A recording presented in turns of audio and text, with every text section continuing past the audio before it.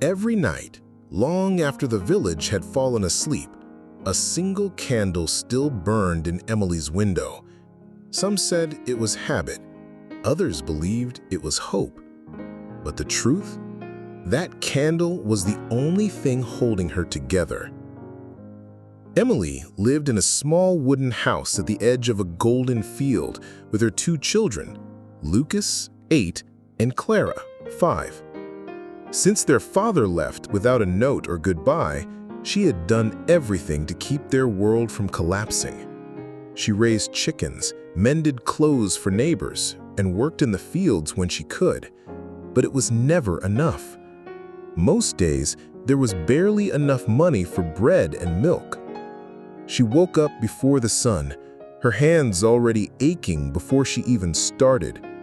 By nightfall, she had nothing left, except the strength to tell her kids a made-up bedtime story.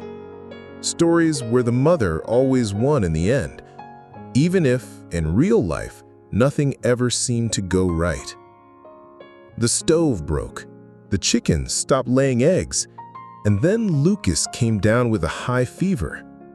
She carried him all the way to the town clinic, only to find the pharmacy closed. She returned home soaked in rain, with Clara shivering at her side. That night, desperate and exhausted, she remembered the old Buddhist monk who lived on the hill above the village.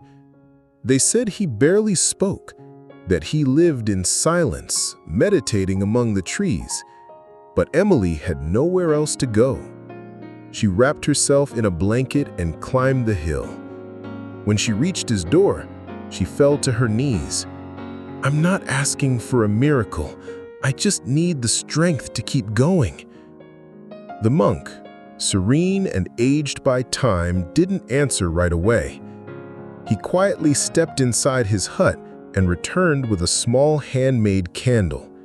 Placing it gently in her hands, he said, "Even a small flame can push back the dark, but a flame needs air, and you, compassion for yourself." Emily didn't fully understand, but she walked down the hill feeling something she hadn't felt in a long time: stillness. That night, she lit the candle by Lucas's bedside, held Clara close, and cried, not from fear, but from release. The next morning, her neighbor, Mrs. Celia, came by with hot soup and an old herbal remedy. Later, the village baker left warm bread at her door. Days later, the monk appeared at her gate with tea leaves and quiet wisdom. He spoke little, but what he said always landed deep. And slowly, everything began to shift. Lucas got better. Clara began to laugh again. And Emily? She started breathing between tasks. She found peace in the small things and love in the simplest gestures. The candle was never lit again, because now the light was inside her.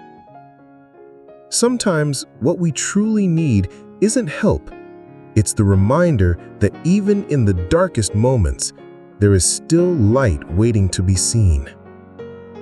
If this story touched your heart, don't stop here. Watch more stories like Emily's, simple, powerful, real, and let them inspire you to keep going even on the hardest days. Subscribe to the channel. Learn, grow, and remember, you are not alone.